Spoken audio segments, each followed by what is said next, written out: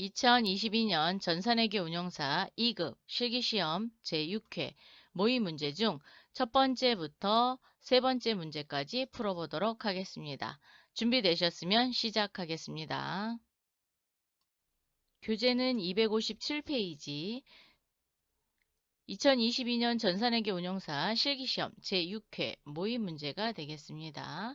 모의 문제를 풀기 위해서는 데이터가 있어야 되죠. 그래서 데이터 다운로드를 참고하셔서 전산회계 운용사 2급 데이터 EX 파일을 더블 클릭하신 후 주식회사 예성산업으로 로그인 하셔서 재무회계 파트를 해결하도록 하겠습니다.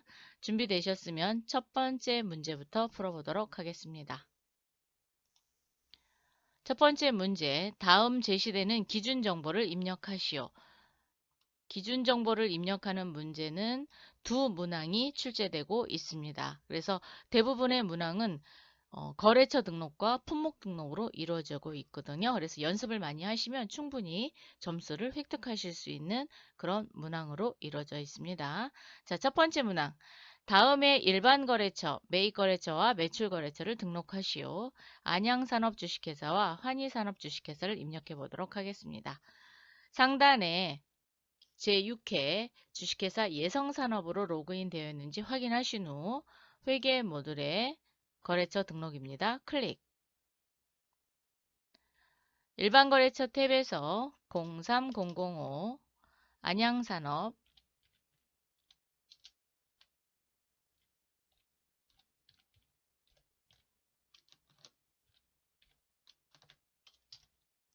사업자 등록번호는 숫자만 치도록 하겠습니다. 201-81-83108 오타 생기지 않도록 치시면 되겠습니다. 박관준. 지금 구분해 보시면 매입처와 매출처가 이렇게 구분되어 있잖아요. 그럼 저희도 여기를 구분하도록 하겠습니다. 그래서 매입처 2번 선택해 주시고요. 오른쪽으로 오셔서 업태는 제조, 엔터, 헤어,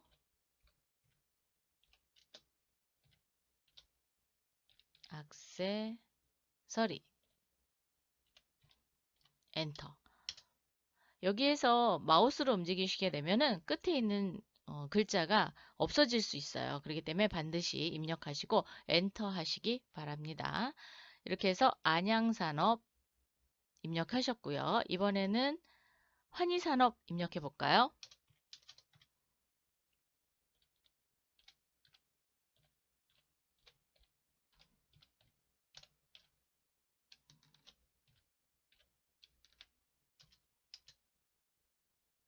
(1, 2, 6, 8, 1, 7, 2, 3, 4, 8) 김옥희.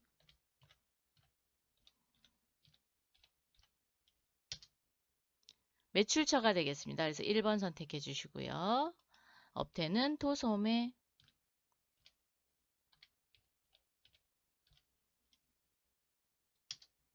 헤어, 액세서리, 그리고 엔터. 오타만 나지 않도록 조심해서 입력하시면 충분히 획득하실 수 있습니다. 두 번째 문항입니다. 다음에 신규 상품 품목을 등록하시오. 품목 등록 문제죠. 물류관리에 오셔서 기준정보관리의 품목 등록입니다. 상품 020201 엔터. 머리띠,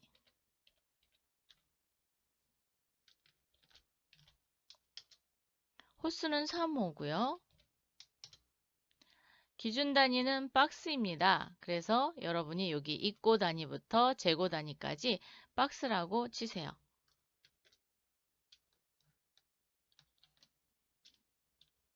이렇게 박스로 입력하시고 저는 복사해서 아이고 지워졌어요. 다시 치겠습니다.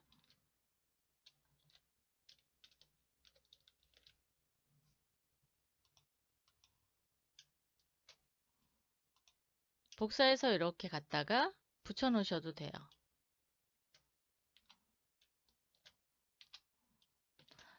여기서 조심하셔야 될 거는 단위가 지금 박스로 되어 있으니까 5번부터 8번까지, 즉 입고 단위, 판매 단위, 제재 투입 단위, 재고 단위를 박스로 다 입력을 하셔야 된다라는 거죠.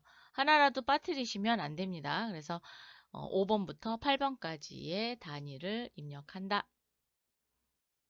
재고 단위를 기준으로 해서 환산 단위가 계산이 되기 때문에 지금 단위가 똑같잖아요. 그래서 1이라는 환산 단위가 생성이 됐습니다. 자, 이렇게 해서 1번 문제를 풀어봤습니다. 두 번째 문제입니다. 다음 거래를 매입 매출 전표 입력 메뉴에 입력하시오. 즉 전표에 직접 입력하는 문제가 되겠습니다. 단, 채권, 채무, 금융거래는 거래처 코드를 입력하고 채권, 채무, 금융거래는 거래처 코드 입력, 각 문항별 한 개의 전표 번호로 입력한다. 이어서 입력을 하라라는 겁니다. 즉 분리해서 입력하지 말고 그대로 하나의 전표로 만들라고 하셨어요. 이렇게 해서 두 번째 문제에서 출제되는 문항수는 4문항이 되겠습니다.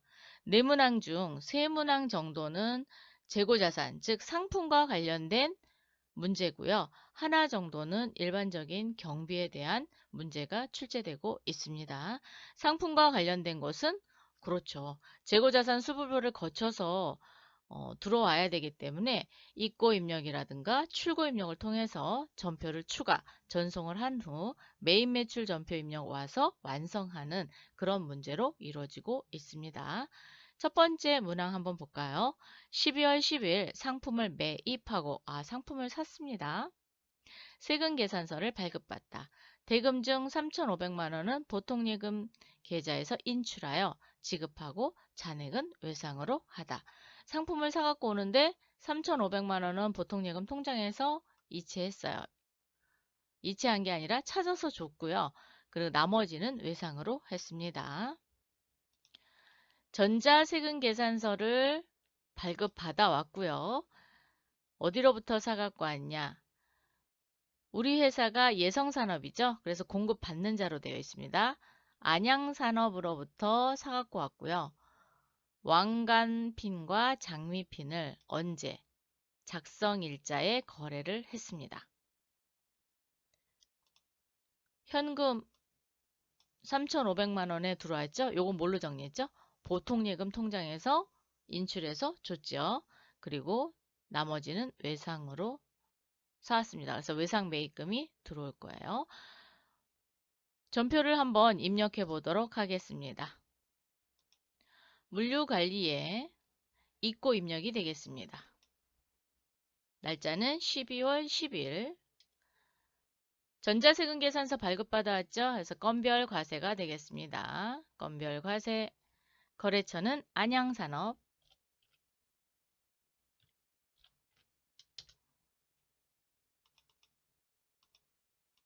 지급구분은 통장에서 돈을 인출해서 지급했고 외상도 있었죠? 그래서 혼합 가겠습니다. 상품 F2 또는 더블 클릭하셔서 왕관핀 찾아주세요. 자, 왕관핀 품목 선택해 주시고 250개 3만원. 상품 하나 더 사왔습니다. 이번엔 장미핀입니다. 장미핀 500개 8만원. 보통예금 통장에서 인출해서 나간 게 있고 외상이 있었죠? 살짝 올리겠습니다. 제가. 하단에 보시면 예금란, 요 예금란에 3,500만 원 입력해 주시고요. 나머지는 외상입니다. 이렇게 입력하시고 반드시 전표 추가 해서 체크하신 후 전표 추가 전송까지 완료하셔야 됩니다. 자, 전송 여부에 전송이 되어 있다는 걸 확인하신 후 회계 모듈에 매입 매출 전표 입력입니다. 클릭. 12월 10일이고요. 입고 입력을 통해서 전표가 넘어왔다라는 걸 확인하실 수 있고요. 전자세금 계산서입니다. 그래서 1번 전자입력 꼭 이 부분 전자세금 계산서인지 여부를 꼭 확인하신 후 체크해 주시고요. 보통예금은 어디 은행이었죠? 국민은행이었습니다. 그래서 여기를 국민은행 보통예금 계좌를 걸어주셔야 됩니다. 여기 이거 놓치시면 안 돼요. 그래서 이 부분까지 하시면 완벽하게 맞는 답을 입력하셨습니다.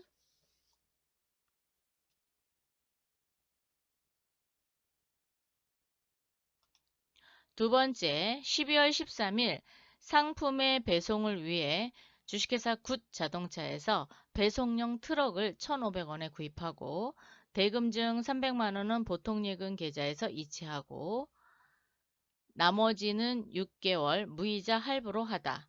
또한 승용차 구입과 관련하여 공채, 액면가액 200만 원을 현금으로 매입하다. 단, 공채의 구입 시 공정가액은 175만 원이며 만기 10년까지 보유할 목적이다. 전자세금 계산서를 발급받아 왔습니다. 자, 굿 자동차로부터 발급받아 왔고요. 자, 전자 체크해 주시고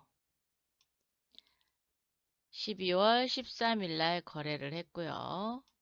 자, 트럭 사갖고 왔고 현금, 외상 이렇게 체크가 됐네요. 그런데 여기서 중요한 건 자, 배송용 트럭을 사갖고 왔고 300만 원은 보통예금, 나머지는 6개월 무이자 할부. 공채를 샀네요. 액면가 200만 원짜리를 현금으로 매입했는데 공정가액은 얼마예요? 매우 중요하죠. 자, 공정가액은 175만 원입니다. 그리고 목적은 만기까지 보유할 목적이래요. 되게 복잡하죠. 그러면 하나하나 풀어보도록 하겠습니다. 지금 자동차를 샀어요. 즉 트럭을 샀어요. 트럭이니까 차량 운반구죠. 상품이 아닙니다. 그래서 매입 매출 전표에 직접 입력하도록 하겠습니다. 날짜는 12월 13일입니다. 매입 매출 전표 12월 13일. 유형은 트럭을 사갖고 왔죠. 그래서 51번 과세입니다. 세금계산서 발급받아 왔어요. 품명은 트럭.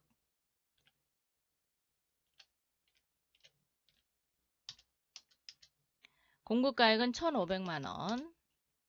부가세 포함해서 1,650. 굿 자동차.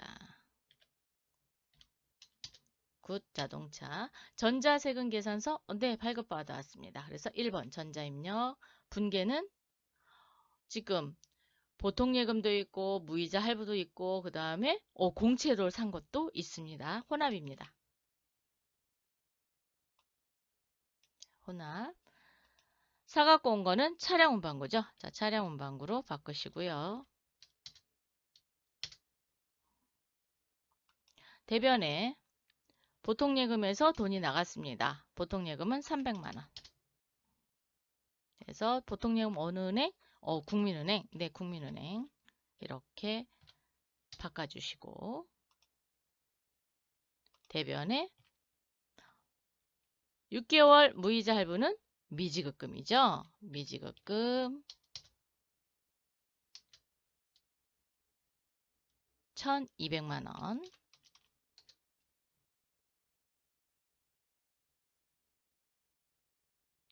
부가세 포함해야 되네요. 1,350만 원이네요. 네.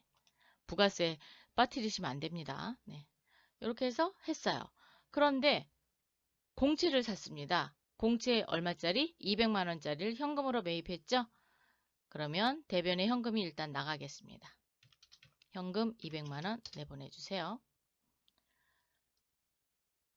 만기가 10년까지 보유할 목적으로 내가 공채를 샀습니다. 그러면 그렇죠. 상각 후 원가 측정 금융자산으로 선택을 하셔야 됩니다. 자, 차변에 상각이라고 두 글자만 치겠습니다. 그러면 상각 후 원가 측정 금융자산 비유동입니다. 왜? 유동은 1년 안에 만기가 도래하는 거죠. 근데 아닙니다. 얘는 10년까지 보유할 목적으로 샀어요. 그래서 181번 선택하셔야 돼요. 선택해 주셨어요. 이때의 취득원가는 공정가액이죠. 175만 원.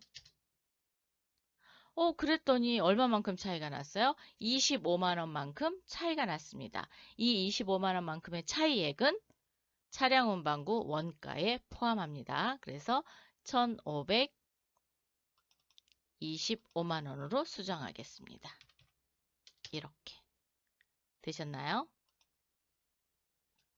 이번 문제는 조금 어렵습니다. 자, 차를 구입했을 때는 차량 운반구의 금액은 취득원가죠. 취득원가는 1,500만 원인데 공채를 샀을 때 200만 원과 공정가액 175만 원의 차익인 25만 원을 어떻게 한다? 원가에 포함한다. 차액은 원가에 포함을 합니다. 그래서 1,525만 원이 차량 운반구의 취득 원가가 되겠습니다.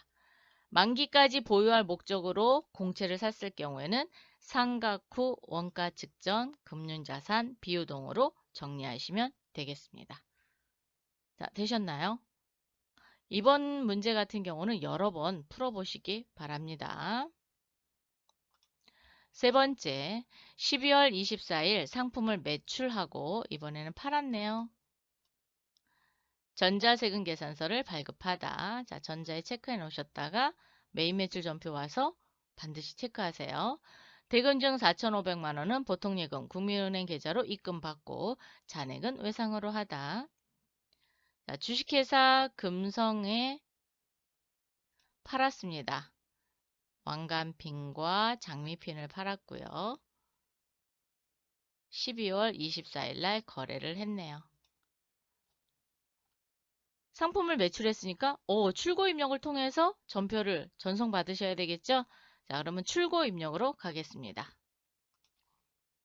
물류관리의 판매관리 출고 입력입니다. 12월 24일 자, 건별 과세가 되겠고요. 거래처는 금성.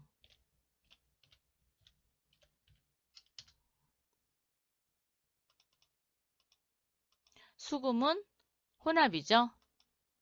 자, 상품 왕관핀 수량 350개. 여러분 품목 잘못하면 다른 품목으로 열 수 있어요. 그래서 반드시 확인하시기 바랍니다. 자, 상품 이번에는 장미핀 200개 16만 원.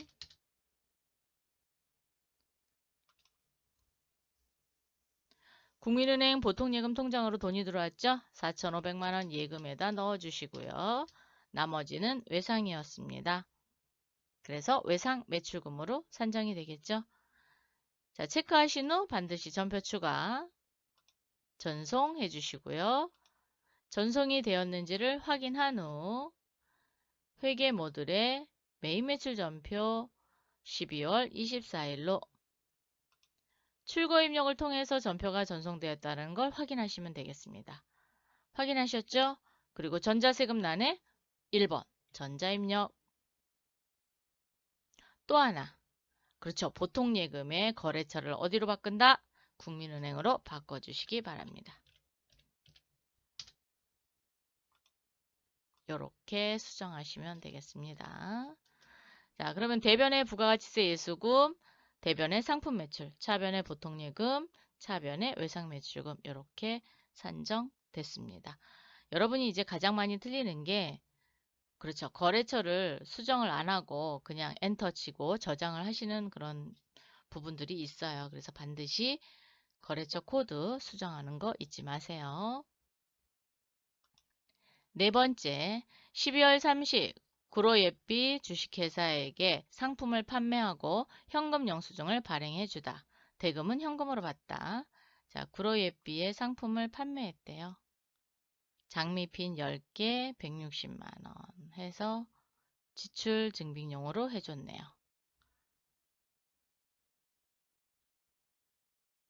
판매했으니까 출고 입력을 통해서 현금 영수증 반영하도록 하겠습니다. 물류관리의 판매관리의 출고 입력 12월 30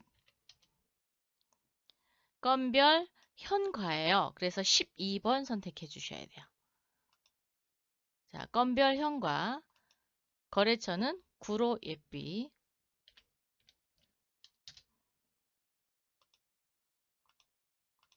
현금 영수증과 현금이죠?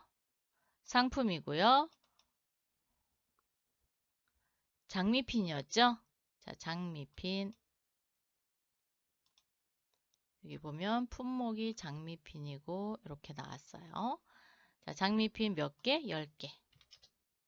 단가는 160을 10로 나누면 되겠죠? 그러면 얼마인가요? 16만 원이요? 네, 16만 원입니다. 그리고 현금란에 이렇게 체크가 돼 있을 거예요. 되셨나요? 체크하신 후 전표 추가, 전송. 자, 전송 확인했죠?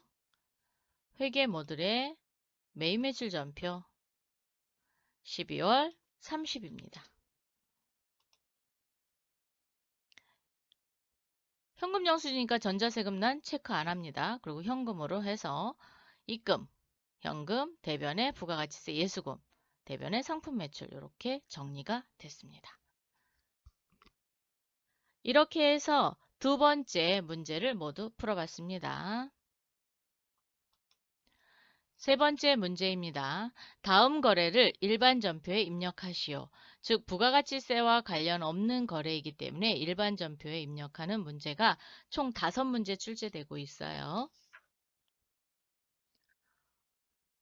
단, 채권, 채무 및 금융거래는 거래처 코드를 입력한다. 각 문항별 1개의 전표 번호로 입력한다.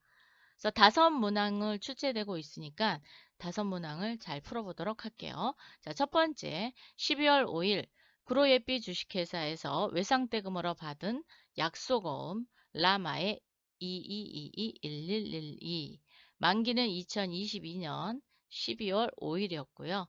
지급은행은 신한은행 만기가 되어 추심 의뢰하여 추심 수수료 15,000원을 제외하고 실수령액을 당좌예금 계좌로 입금되다. 받으러옴이 만기가 됐대요. 그래서 은행한테 만기됐으니까 돈 주세요 라고 하는 거를 추심한다라고 하거든요. 그래서 추심 수수료 15,000원 제하고 돈을 받았습니다.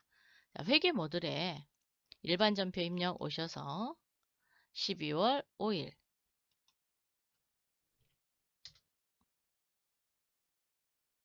차변에 당좌예금 국민은행 당좌예금입니다. 금융거래처니까 거래처 코드 걸어줘야죠.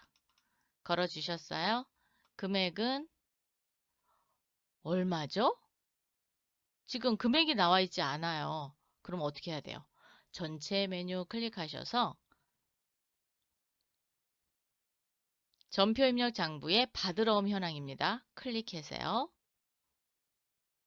만기일로 볼게요.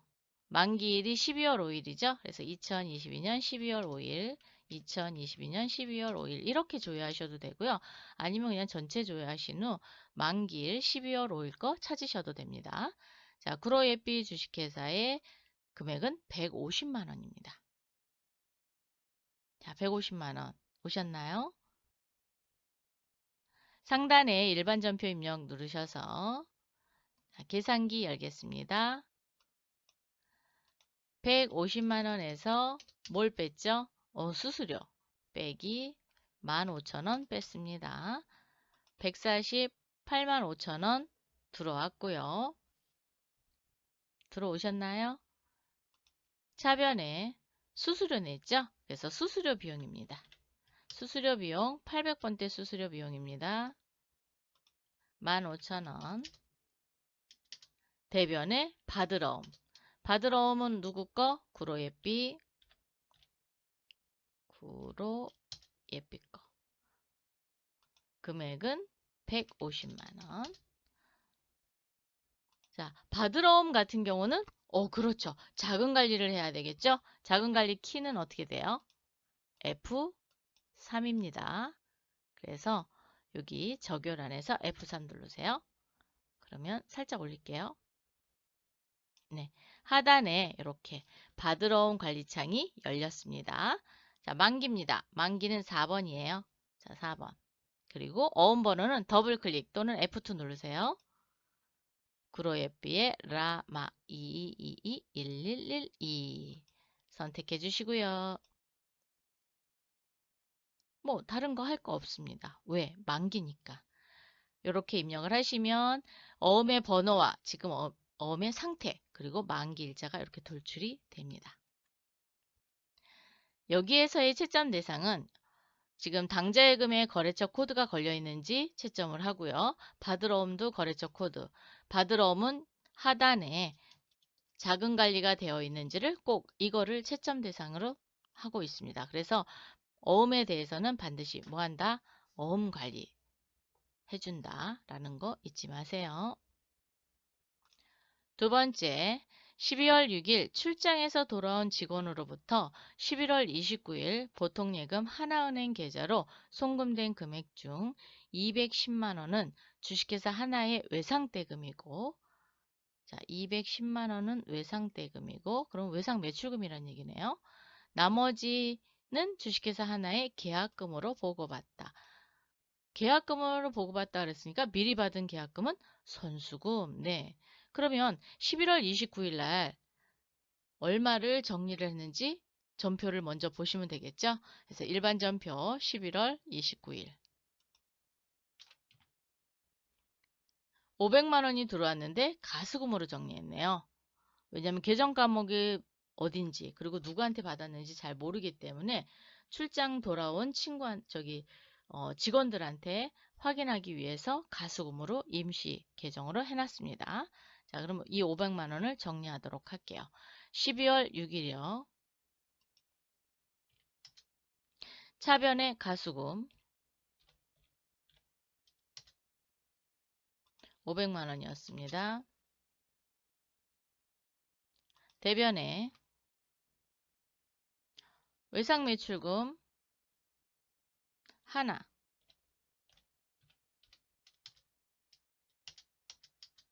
210만 원 그리고 계약금 받았죠? 선수금입니다.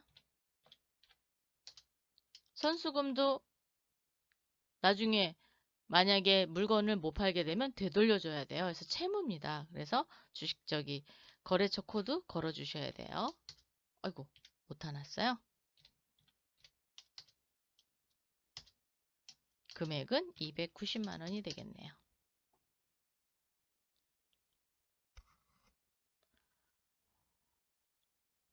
가수금 정리를 지금 정리했습니다. 그래서 차변의 가수금 500만 원, 대변의 외상매출금 주식회사 하나 210만 원, 선수금 주식회사 하나.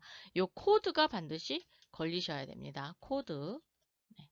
이렇게 해서 두 번째 문항 풀어봤습니다. 세 번째, 12월 19일 일본에 있는 관계회사 미치코 런던으로부터 차입한 단기 차입금, 단기 차입금 150엔, 상환일 환율은 100엔당 1000원, 100엔당 1000원. 금일 전에 보통예금 국민은행 계좌에서 송금하여 상환하다. 단, 전기말 평가 당시 기준 환율은 1000엔당 1100원이었다. 그러면 1500원에 대해서 기말평가 때 1100원이었죠. 요게 장부 가격이 되겠습니다. 그래서 이렇게 곱한 게 장부 가격 그리고 1000원에 이렇게 곱한 게 상환한 금액이 되겠습니다. 그럼 환율차가 생길 거 아니에요. 그래서 환율차에 대해서는 손실을 봤다. 그러면 외환차손. 이익을 봤다. 그러면 외환차익. 이렇게 정리하시면 되겠습니다. 자, 12월 19일 일반 전표. 차변에 대변에 있던 단기 차익금 불러옵니다. 자, 단기 차익금.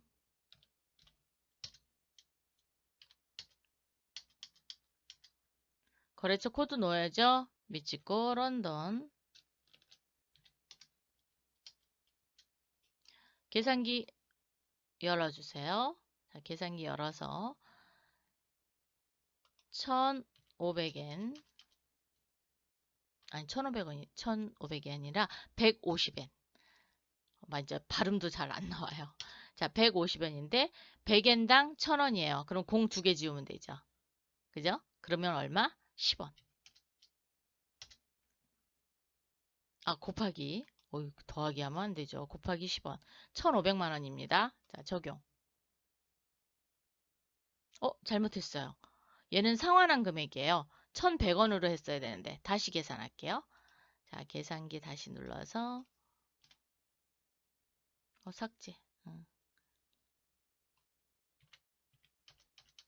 150엔 곱하기 100엔당 1100원이니까 공 2개 지우니까 11원. 그래서 장부 금액은 1650입니다. 예. 1650입니다. 장부 금액은. 그리고 통장에서 대변에 보통예금 통장에서 이체한 금액은 그렇죠. 상환일의 환율이죠. 자, 보통예금 국민은행 계좌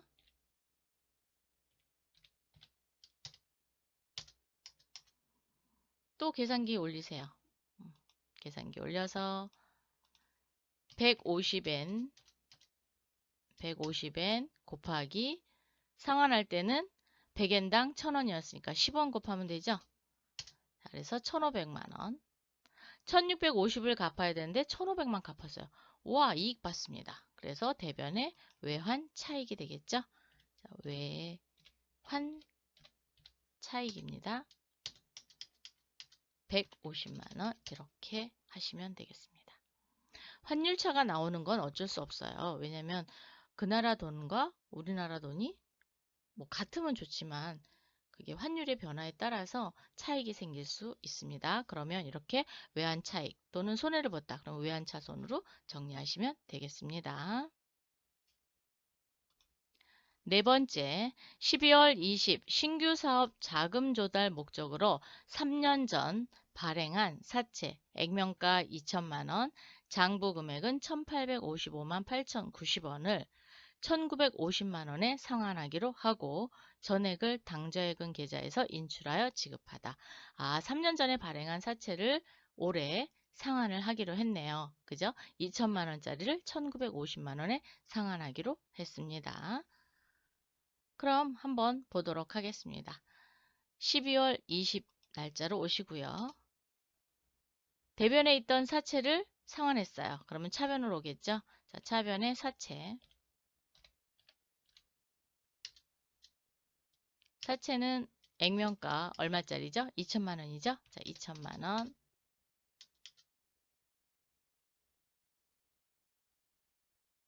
장부 금액은 1,855만 8,090원입니다.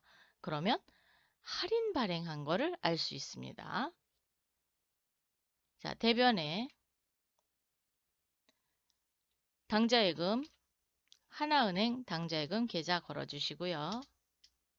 하나은행 당좌예금 1,950만 원에 상환했죠? 자, 1,950만 원 상환. 2천만 원짜리에서 장부 금액이 1,855만 8,090원이 남았으니까 사채 할인 발행 차금이 있을 거예요. 그래서 사채 할인 발행 차금은 차변에 있던 거를 몽땅 다 없애도록 하겠습니다. 자, 대변에 사채 할인 발행 차금 계산기 열으셔서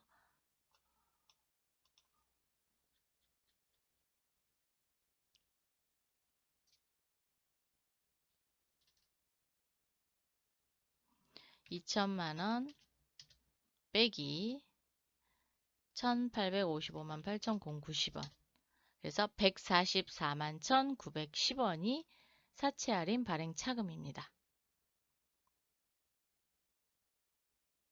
지금 마이너스 94만 1,910원이 마이너스로 이렇게 표시되는 건 차변 금액이 부족하다라는 거예요. 즉 대차평균의 원리에 의해서 차변의 합계와 대변의 합계를 비교했더니 마이너스다. 이렇게 되면 차변 합계가 부족한 겁니다. 그래서 차변에 사채를 상환할 때 손실을 봤다고 해서 사채 상환 손실입니다. 사채 상환 손실이 94만 1,910원이 되겠습니다.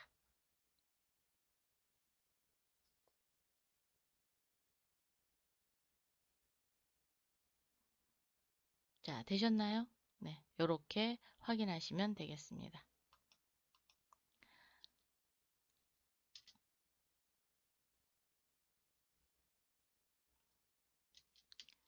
차변의 사채, 액면가이고요. 대변에는 지급한 금액, 즉 상환한 금액, 그리고 액면가보다 장부 금액이 적다. 그러면 할인 발행 차금이 생길 수밖에 없습니다. 그래서 사채 할인 발행 차금 완전히 다 소멸시켜 주시고 나머지를 사채 상환 손실로 정리하시면 되겠습니다. 다섯 번째, 12월 30 개인 박정민의 파산으로 인하여 3월 5일 대여하였던 대여금에 대하여 대손 처리하다 그랬어요. 자, 3월 5일 일반 전표 한번 볼게요. 3월 5일 100만 원 대여해 줬네요. 그러면 그렇죠. 단기 대여금에 대해서 대손 충당금이 있으면 갖다 끌었을 수 있죠. 그래서 학계잔액산표 또 한번 보도록 하겠습니다.